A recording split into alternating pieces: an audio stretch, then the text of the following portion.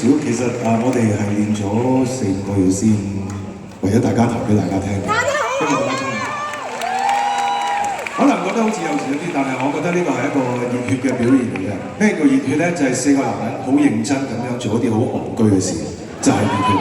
多謝你哋。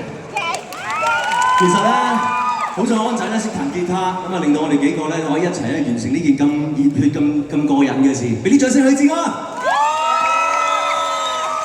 我認為亮我一問係最困難嘅，因為點解咧？如果大家識地彈吉他嘅話，佢啱啱正話嘅思維係將成份嘢調翻轉嚟到諗嘅。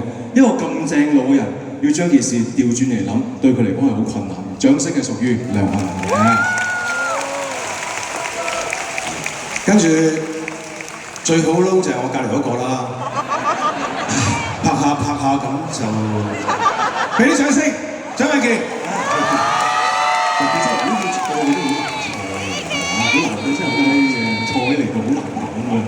講你啊，喂嘢啊你，講緊你啊，你答下啦。我還有什麼好講的呢？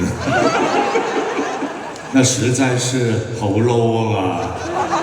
多謝兄弟關照啦。咁既然大家你抬舉我，我抬舉你，我係都要講翻個人嘅，揀個人嚟講下啦，好嘛？蘇希，喂點啊？這個先揾我乜好啊你？蘇永康咧真係咁，佢好得意㗎。佢彈支吉他咧，佢成隻歌佢冇喐過㗎喎。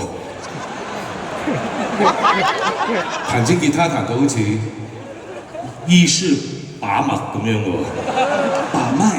把脈喎嚇，濕氣重嗰啲喎。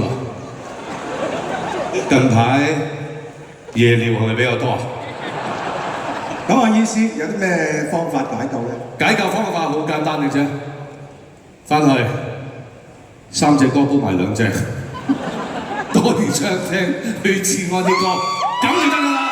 所以咧，佢揸支吉他都揸到熱晒啦。喺呢個時候冇理由唔俾佢認真啲真係試吉他唱翻幾隻你冇可能唔識嘅歌俾你聽嚟到幫你把下脈㗎啦，係嘛？我哋依然都係我哋。